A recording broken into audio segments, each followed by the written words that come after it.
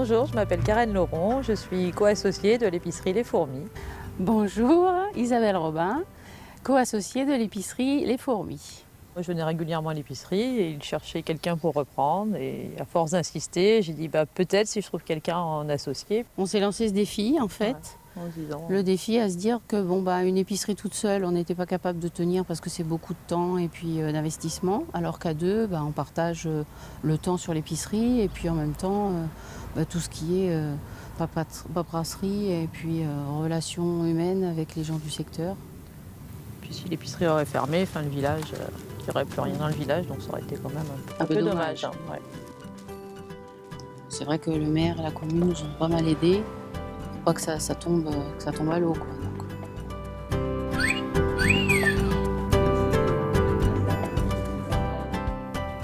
Un jour, j'ai lu dans le journal qu'il y avait quelque chose qui se créait, c'est les points multiservices. Les points multiservices avec la poste, etc., etc. Donc ça a été là, il y avait une petite épicerie avant qui fonctionnait plus ou moins bien. Et alors on a dit, on va créer ce point multiservice. La clientèle était angoissée quant au fait que la boutique risquait de fermer. Et donc elle est restée fermée que 15 jours, mais pendant ces 15 jours, ils étaient inquiets de savoir qui allait reprendre et puis si ça n'allait pas fermer également. Donc il y a vraiment une demande et un besoin local.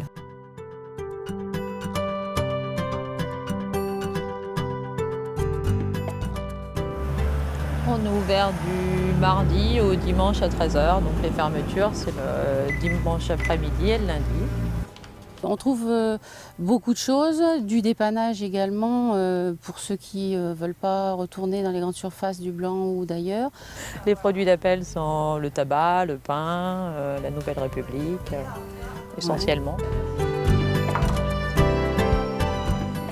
On essaye aussi d'avoir des produits de chez Plumcan sur Mézières-en-Brenne. On fait des commandes de volaille une fois par mois. On a aussi des foie gras et puis des terrines du terroir. On a aussi la noiseraie, donc c'est des pâtes à tartiner.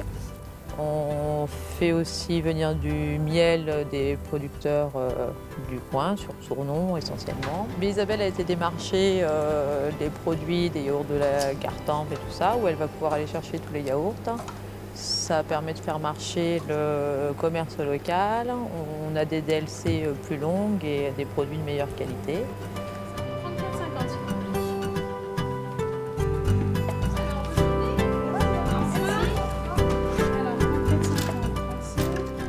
On a aussi un service bancaire, c'est-à-dire un point vert pour les clients des crédits agricoles. S'ils ont besoin de liquidité, on peut aussi leur fournir ce genre de service.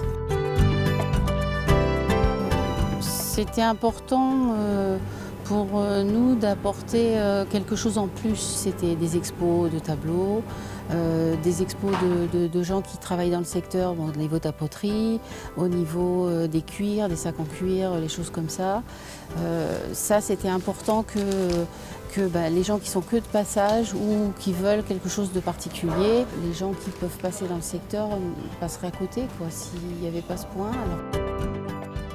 On propose des commandes de volaille aussi. Oui.